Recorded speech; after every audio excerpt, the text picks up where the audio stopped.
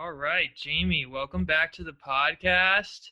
You did episode, I don't even remember. Let me look it up. But you've been on the podcast before. This is your second time. We spoke, I don't know, was it a year ago? Maybe more. I think probably more than a year ago. Let's Year see and a half? here.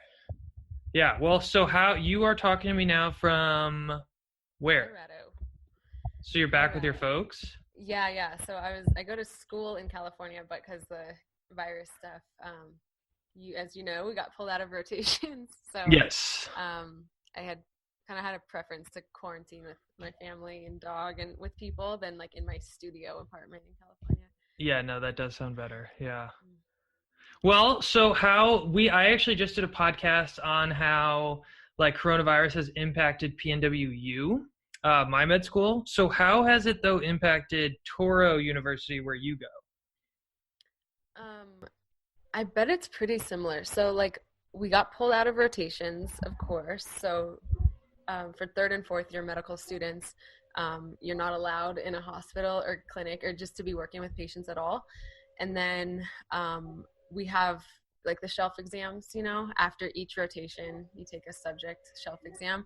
They're administering those from home now. So we can schedule our own study for them and take them from home on like the honor system. Rotations, at first they were saying like elective rotations would be filling up this time. Like we kind of use fourth year electives to be doing now, like radiology online or health thing or whatever.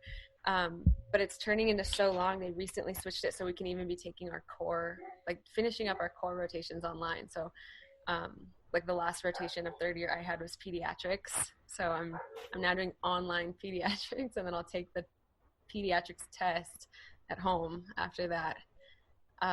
So yeah, it's been super disruptive for us and for all med students, I guess. Yeah, it's very, very strange. I'm on OBGYN right now and online.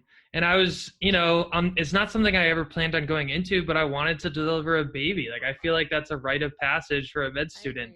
I agree. So I'm super bummed. I mean, hopefully this doesn't last too long. And maybe after my audition rotations, maybe I can catch a baby. And because me and my wife aren't having kids anytime soon, I don't think. Yeah, no, there's all those experiences that you're supposed to have during third year. Like you're supposed to get yelled at in an OR, and you're supposed to deliver a baby, and like you're supposed to do all the rite of passage things, like you said. And there is just like I don't know, it seems like a cosmic inaccuracy to have us be doing all this stuff online. Like that was the first 2 years of med school for us. Like we did our online time, and now we're supposed to be getting our people time and our clinic and working with patients, and it's so weird. It feels like a regression now to be back in front of our computers.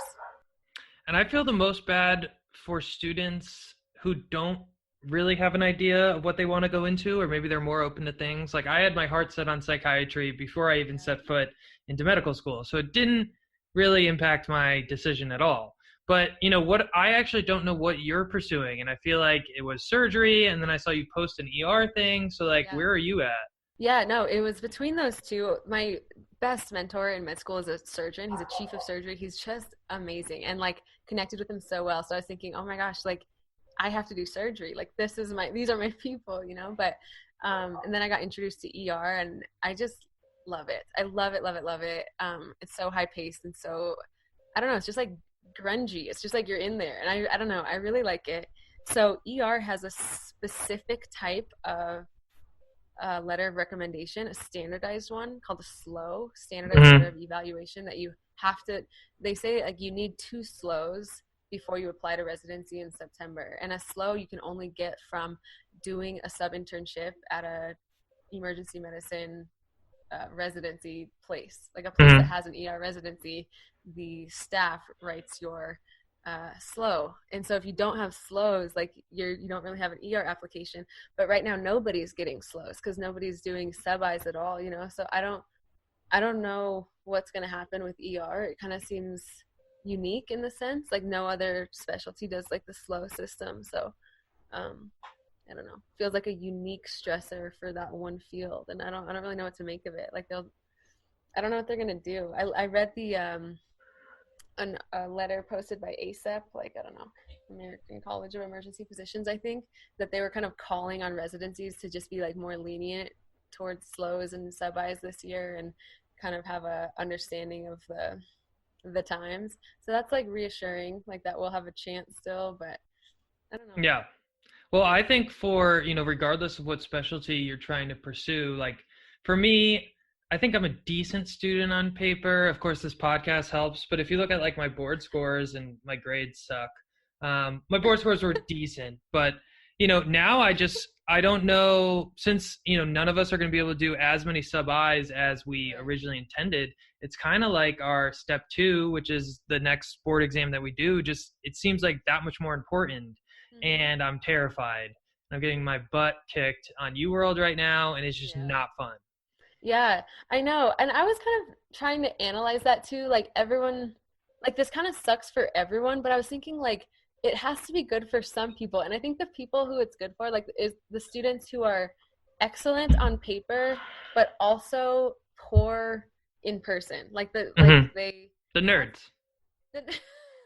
Yeah. they're like advantage right now. Like if you are, I think like me and you are both probably really good in person, like personable, and we can work with people and we can read situations and Hmm. whatever. So it's like it would be an advantage for us to do sub-Is right now. But if you're good in paper and good on that, it's like kind of equal ground. But then if you're weird with people, or you're rude or you're mean or whatever, and then you get to like forego the clinical experiences, like those are the people who are advantaged by this. So Yeah. that's not fun.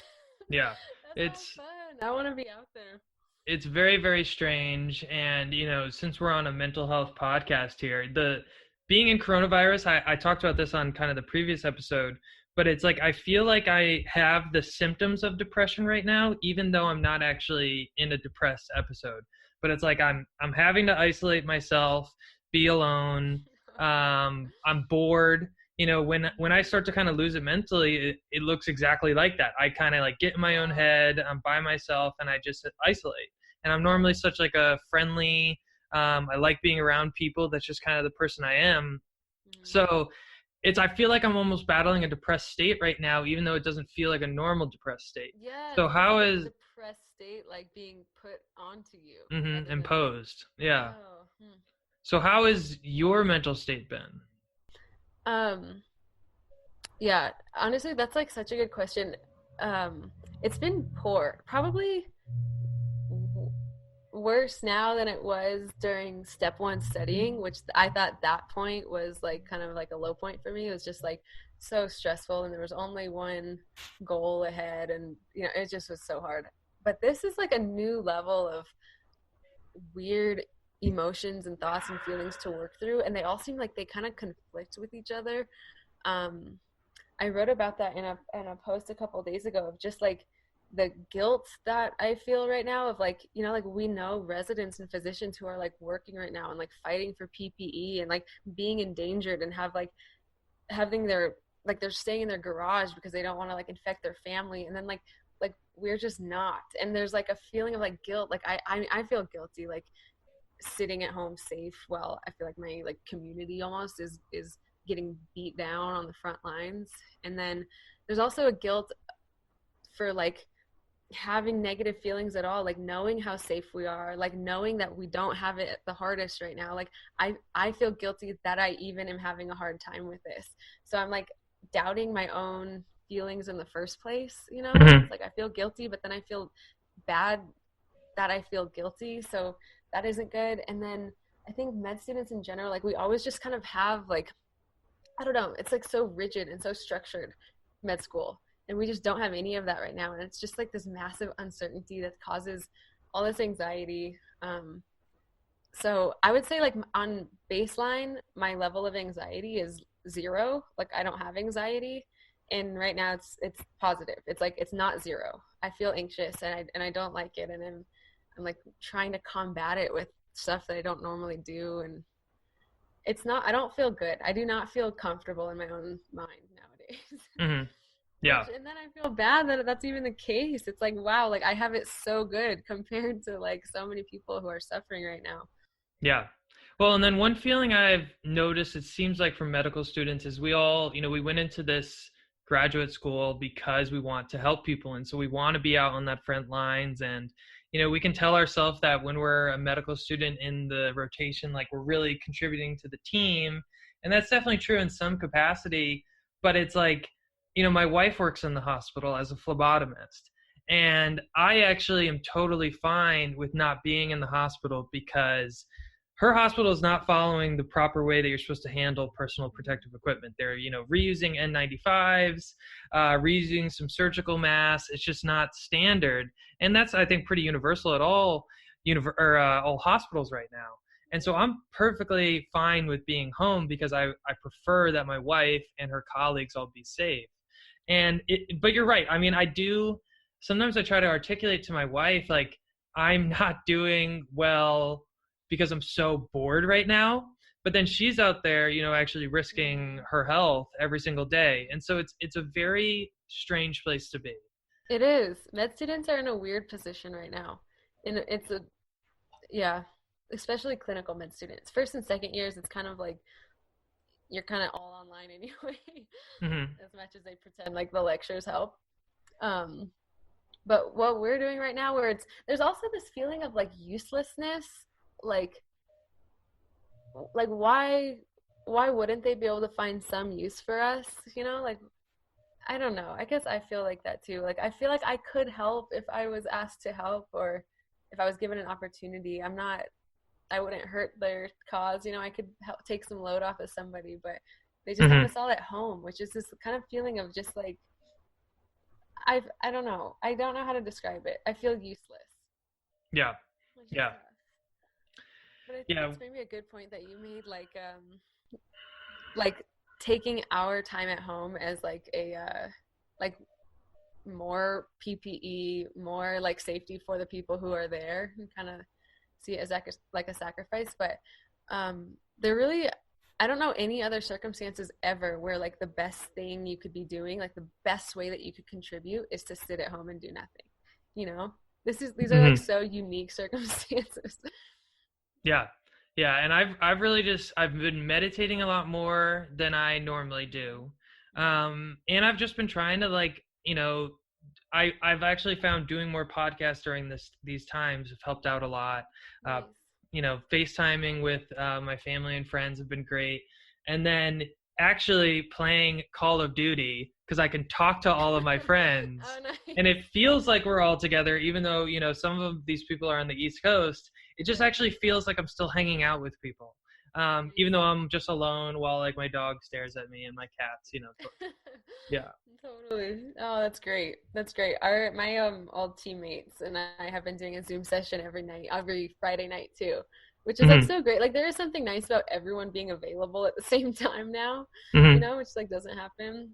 I know. I was thinking about writing something, like collecting the stories of like the silver linings, like that kind of, because I do think they exist, and it might be nice to bring them to the forefront a little bit in like the tsunami of negative stories nowadays. It might be nice to be like, here's some things that happen. I reconnected with these people or whatever, Yeah. And I would love to see you do something like that. I honestly missed your page for a while. I think you are one of the profiles online that I think is one of the better ones. And what I mean by this is I think that there's a lot of medical students, doctors, nurses, pre-meds, whatever, who, like, I don't understand their intent of why they have a certain Instagram page and post every day, like #FigsLife, and like, it seems like they're going after like a sponsorship or trying to get paid. And that's all fine and dandy, but it's like, add something to the equation, like at least contribute something. And, whether that's through writing or through whatever, just try to like benefit other people rather than just posting a picture of yourself. Like, it drives me crazy. But your page, I think, represents, because you do the writings on the side, something that I think a lot of people should try to emulate. Thank you so much for saying that. Actually, I was on the phone with Rami. Do you know Dr. Rami Dio from Instagram? That fool. I've tried to get him on my podcast millions of times. Piece of twist his arm and be like, yo, Logan's cool. He did post a hilarious video though, Psychiatry by Hitler. Um, did you see it? No. Mm-mm. Okay, I want to see. It's like these psychiatry residents who are now getting called to go do like real medicine, Mm-hmm. and they're freaking out. And it's a parody, and it's like Hitler and his generals. It sounds fucked up, but you have to watch it. It's Okay, I awesome. will. Yeah, I get that will. piece of crap on my podcast. Okay, I will. So he and I talked on the phone last night, and what you just said to me is what I said to him. So he has, I don't know, 15,000 followers or something, and when his hospital needed, no, it was like for like their community clinic that was associated with their hospital, and he set up a GoFundMe through his social media and raised like a lot of money for it. I don't know what he said, $2,000 or $3,000 for whatever, and that's exactly what I told him. It's like to be popular on social media for the end goal of being popular on social media is like so shallow and useless, and like I don't know kind of what that would feel like to want that, but to be popular on social media, to like use it as a means to an end and to like do good for other people or to put something meaningful into the world, like I think it's sustainable and it feels way more fulfilling than just like exactly what you said, like Yeah. big It slang. drives me crazy. And my wife always makes fun of me, but I get so frustrated because I'm like, I don't know what's going on here. And I feel like I feel guilty because I think I do produce quality content with this podcast. I hope I do. But I don't like posting as much as maybe I should. That would help grow this podcast. Yeah. But that being said, so you took a long break away from like social media and your blogging and whatever, and finally came back. So why did you do that, and what was that like? Yeah, good question. I went through a breakup at the end of November, and Okay. I I realized how much I was using social media as like an emotional crutch, sort of, like, okay, like I'm sad, I'm not getting like the love and attention, and then like turn to Instagram or Twitter and like kind of like have those like kind of digital connections of just like talking to people all the time just for like the busy work of it, just like, okay, I'm talking to people, I'm not lonely, I'm talking to people. um and kind of just having like a moment where it's just like I'm that's not a healthy coping mechanism, like if I'm not going to get over anything like that. So I just like, it was honestly, I was at clinic one day having this thought. I was just like, I feel busy, but I feel sad. Like, I don't know. And so I just deactivated everything immediately. I didn't give it no warnings, no nothing, just like gone. Um, and then even, so then I was like going through, cause like, it's so different. Like if you go through a breakup and then you get home for the day and you don't have the person that you were talking to and you don't have social media either, you're just kind of like there with yourself, and like I'm so glad I went through that. I needed to go through that. And then even when I started to feel better and kind of connected with my old friends more, my classmates and stuff like that, I just didn't reactivate it. It was like, this is good for me, I don't need it. And then I was like Hmm. busy on rotations and studying for shelf exams, and I've picked up like an editing job on the side and just sort of like filled my time with stuff that was much more fulfilling to me. But then now during the pandemic, and I realized like how much I want to be connecting with this medical community specifically that I've helped or that I've become part of on Instagram, I reactivated just because I do have the time now. I feel like I can do it in a healthy way that doesn't feel like coping, and I actually care about what's going on in like the lives of medical people right now. So I wanted to Hmm. be reconnected. But yeah, I did. I just went dark. Well, I think that's good, and I feel like I should be doing that same thing because I think all of us can relate to like that endlessly scroll feeling, and I feel like my Instagram feed is of course medical stuff, but it seems like it's like golf, cars, and sports, and it's just like I can get into this like cycle of just like scrolling, scrolling, scrolling, and it's like mindless, and it's like I don't even know what I'm doing, and I've Mm. had to put those what are they called, like timer things on there, Oh, good. Yeah, and so yeah. it says, yeah, it's good if you actually stick to the timer, but I'm like, fuck it, I'll just put in my passcode, just 5 more minutes. And so Yeah. it's bad. Like I need to actually stick to those timers and take it serious, or actually just focus on using it for growing my podcast and trying to reach new guests and whatever. But Totally. it's, right now it just feels like I think it's strange, or it's at least challenging to try to like limit your social media exposure right now, because that's like all we have. That's the only way we can socialize with people right now. Right, right, right. It is. It does feel like such a tool right now. Um, yeah. And if you are using it to like expand your own kind of in a business type of way rather than just like I'm bored and scrolling type of way, like I think it can be such an asset to share something that's worth sharing versus, Hmm. the type. Yeah, yeah. Well, and as much as I shit on some of those health accounts that I think whatever. But, Yeah. I think a lot of them right now are also posting things and stories that need to be told about what the conditions are like inside of our hospitals. It's, Right. we live in the wealthiest country in the world, and yet we're like reusing masks and not even using proper medical equipment. And like people are using ski goggles sometimes in the hospital. Like it just Crazy. seems like a joke. It's crazy. I was on a I talked to a resident that's in New York right now, just like about her experiences this morning. Um, some of the stuff, oh, the thing that made me almost tear up that she was telling me was that so a resident died there, and the response from the administrators was silencing everyone else because of what a liability that was that the person died. And it's just like, God, like what are we doing to these people? Like it is a disaster. It's like not protecting them, and then when they die, no empathy, but just the fact that they did, don't say, because if people know, that's a liability for our image. Just like, oh my God, I like want to bang my head against the wall. It's like so freaking stupid. And I think those are the types of stories that do need to be told right now. Hmm. Like if those can be shared, that's like you just need like a sea of stories like that to create Yeah. this narrative. But yeah, so right now I agree. I think social media is like kind of the savior right now because I don't know, the government's not handling stuff well. Most hospitals are not handling stuff well, but like you give one physician or resident inside one of those hospitals a voice through social media, and like that can go public. Like that's Hmm. so powerful, so Hmm. powerful. And it's weird to think that in just over a year we'll be in those shoes. Mm-hmm. And because we've been sort of sidelined the last few weeks, and it looks like it's going to be the next, I don't know, couple months or whatever, how long it's going to be, I'm worried that my skill set may be inadequate because I haven't had enough proper training or traditional training. And so that's really what kind of worries me for the future.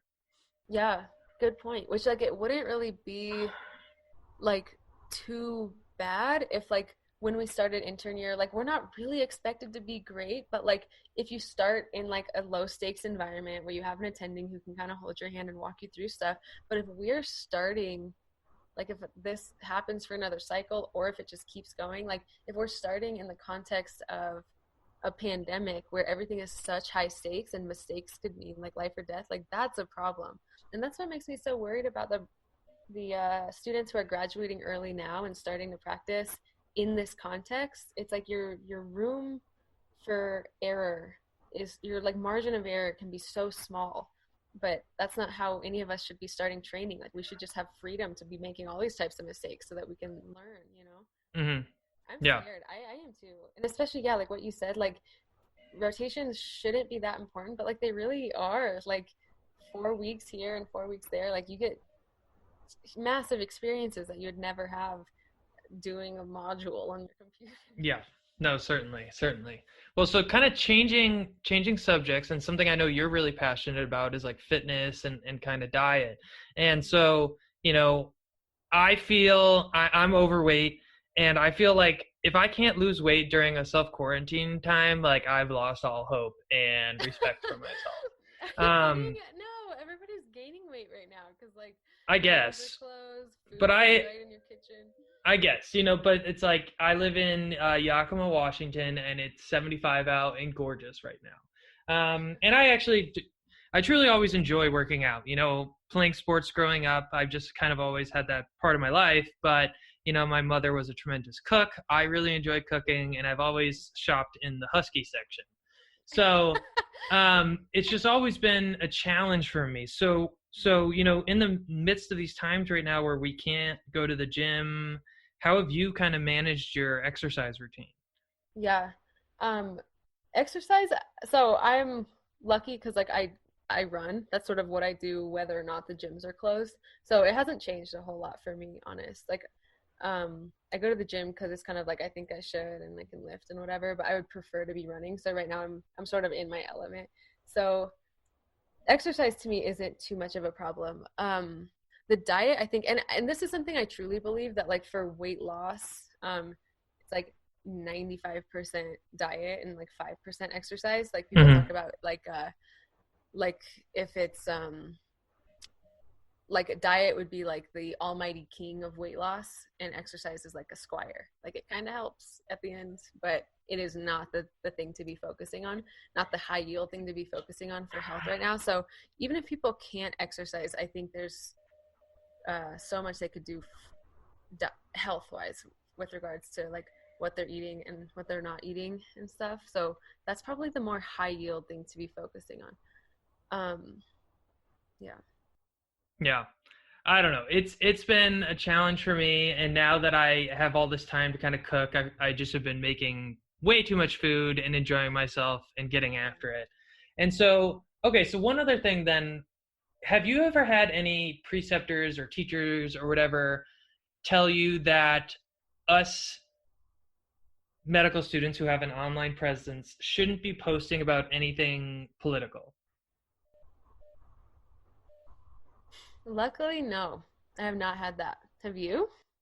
Yeah, I've had a lot of people tell me, just don't bring up politics, don't post about politics because you don't want a program director who is likely to research you before they choose to accept you into their program, and maybe they have a certain political view that doesn't align with yours, and it's just not a good idea. And I always don't respond very well to people telling me to keep my mouth shut. But I guess, what do you think about that? Do you think it's a liability or? I don't know. I mean, I think if we go big picture here, I'm in general disgusted at like the kind of like fear-based model by which medicine is run, where it's just like a perfect ladder of a hierarchy, and if you're anywhere on like the bottom rungs, you cannot say anything or do anything that would upset the higher rungs. And it's like it's just it is so fear-based. And so like what I would have like in an ideal system, it's like everyone would be begging you to provide and expose your authenticity, you know, whether that's politics or nutrition or diet or whatever. But like you do say the things that you care about, and then the people who also think those things are the ones who pick you up and accept you into their program.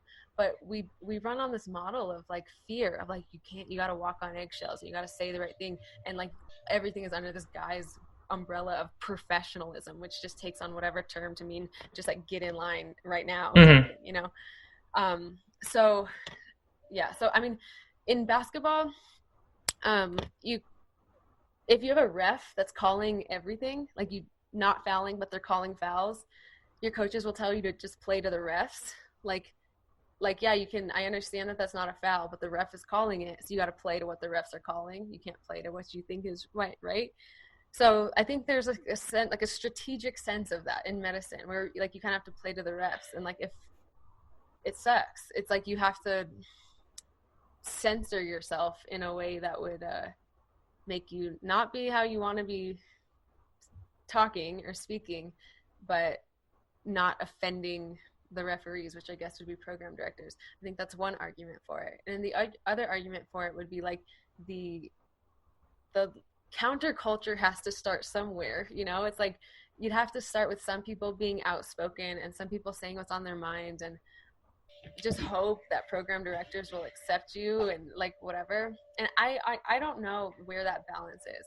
I've definitely become like less uh radical as my med school career has gone on, and like I don't love that about myself. I'm not proud of that, you know. I kind of like I used to be very extremely opinionated about things in medicine, and I've like toned it down. And so I don't know if that's like a fear of mine or if it's like strategic, and then like once I'm kind of in a position where like can't be hurt as bad, if I can like kind of refine my voice. But I don't know. I do not like what medicine does to us. I don't like the Well, I think influences that sounds terrible, and I think you should bring back the strongly opinionated and loud Jamie.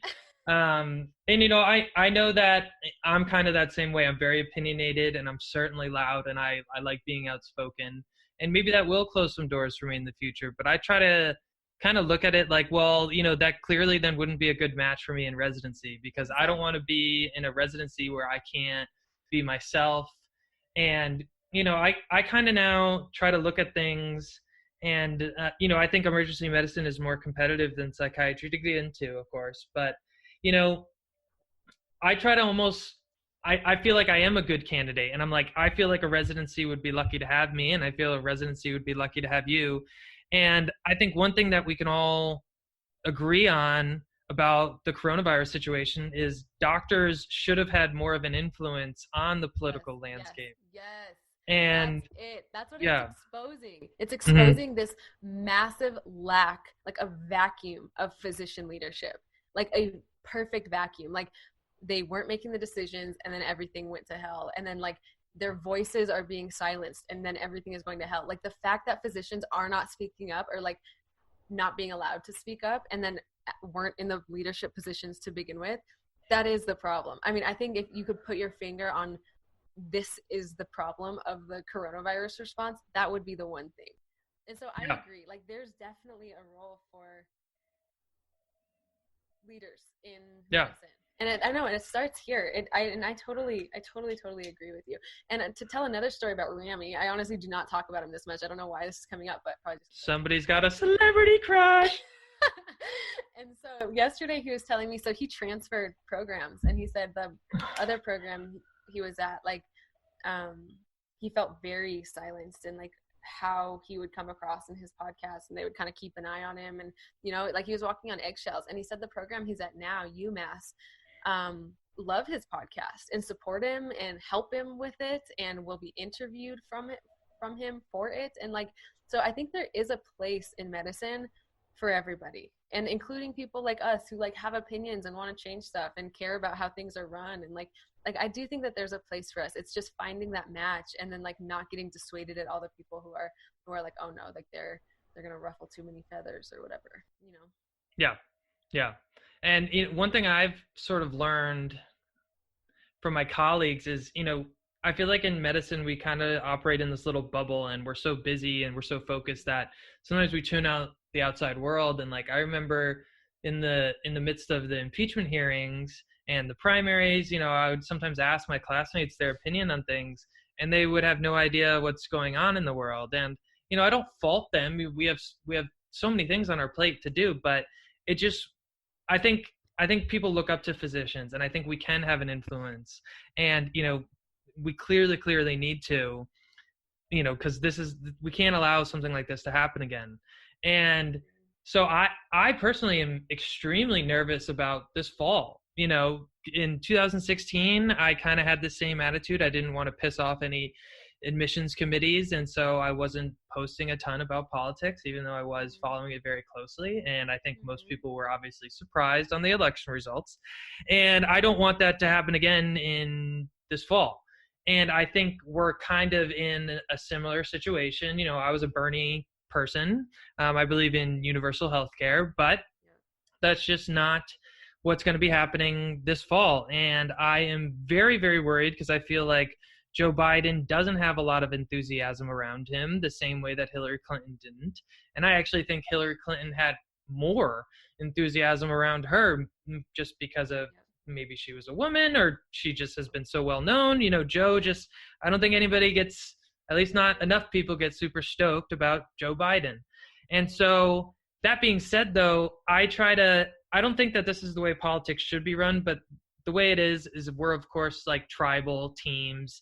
And like, I want to do everything I can to help out the Democratic team because I want Donald Trump out of the White House Yeah, with every I bone don't in my even think body. that's like a Democratic platform to want Donald Trump out of the White House. He is a monster. I mean, I think you could be a very reasonable Republican and want Donald Trump out of the White House. I think that's almost like an ethics platform. Like, we don't want people who are criminals and liars and I don't know. Yeah. I mean, We want nice people in the White House. I almost consider myself a Republican in some regards. You know, I got an undergraduate degree in economics. I kind of believe in the power of the free market in some capacities, but you know, there's certain like universal health care, gay marriage, marijuana legalization, like certain issues, global warming, like I like come on, like what are we talking about here? And it Totally. forces my hand every single year. Totally. I think I was bummed Bernie dropped out because like so right now I think we have the capitalist of all capitalists in the White House, you know, like the one who above anything will prioritize corporations and the bottom line and whatever stocks. And I think I don't I like I think Bernie's great. I think he truly believes what he says. So like there's some authenticity there. But like I wanted to see his run in the White House because it's just like the polar opposite of what's there right now. It's like, okay, so we gave the ultimate capitalist ideology a chance. What happens if you give the ultimate socialist? What am I trying to say? Socialist. Last hour. Socialist. Thank you. Socialist ideology a chance. Like, I don't know if I believe. Like, I don't know. Like, I don't. I think I agree with you. I think there's advantages to the free market, and so uh, I don't think that I'm a socialist. But I would like to see what the polar opposite can do with that. Like I would like after these 4 years, I would like to see what happens when you prioritize universal anything or workers above corporations. Like it would just be like a nice counter experiment to have run, you know? I know. And then we get Biden, who's just like right in the middle and like not that exciting. And so like I was like bummed 2 days ago or whatever when Bernie dropped out. Mm-hmm. Like that's yeah, I am less enthused. Still gonna vote, but like, yeah, Well, but then you know, I think it's our responsibility as I wait. How old are you? 26. Okay, so you're a What baby. you thought? You thought I couldn't vote? You think I was 17? No, no. I didn't know how old you were. I'm turning 31 in 2 weeks, and Happy I'm birthday! Love you. terrified. Happy birthday. But you know, so our age group, our demographic, you know, obviously is not super stoked about Biden, but it's Mm-hmm. I think it's our responsibility. Well, what I was just trying to say is I just feel like, you know, it's our responsibility as, you know, younger people in our 20s and 30s that we have to convince our colleagues to still vote for, you know, Joe Biden Yes. as even though he's old, you know, he's older than my parents by like 15 years or something. You know, it's just so strange to think about. But that being said, it's just like I don't think that there's going to be a third party candidate that's going to emerge that realistically has any chance of beating Joe Biden or beating Donald Trump, excuse me. So, you know, that's going to be my goal over kind of the next, how long? 5 months? 6 months? 7 months? Yeah. I don't know. And it's obviously going to be very challenging. But you know, that's something I want to do to augment kind of my experience, you know, with away rotations, if hopefully we get to do them. Yeah. But yeah, so Yeah. And I mean, I think we should be able to, especially like if you can like package it in like a I don't know public health type of sense. Like I am a medical student. I care about public health. Look at how the current administration handled a public health disaster and like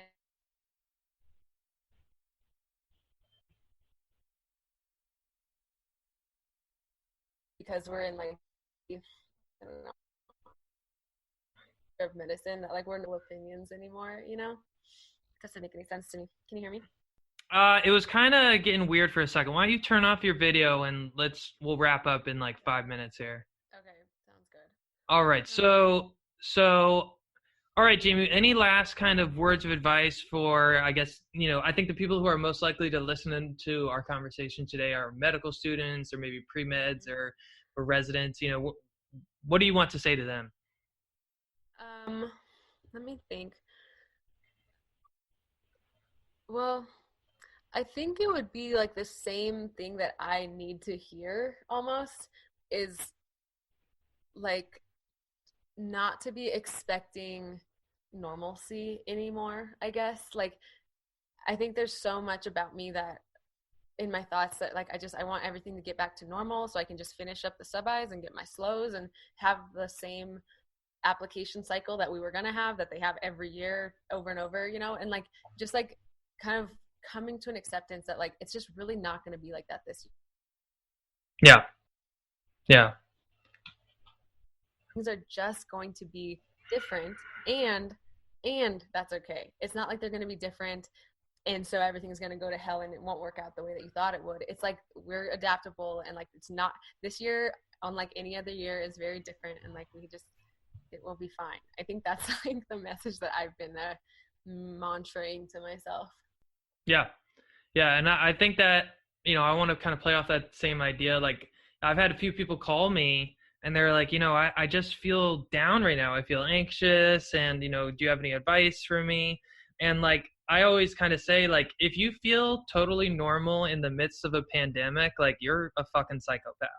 That's a It's great way to put it. Yeah, like totally. we're all supposed to feel a little weird and off and down, and it's like, just cut yourself some slack and just accept that, this is going to be kind of a depressed time in all of our lives. And the what's that, like, Batman quote or whatever, there can't be lightness without dark, and we sometimes have to go through these like bad periods. And I just kind of get stoked on the idea of, once this time finally does pass, like, I feel everyone's going to be so excited to go to a concert, go out to a bar or whatever, that I think it's just going to be a much more happy, friendly, welcoming crowd.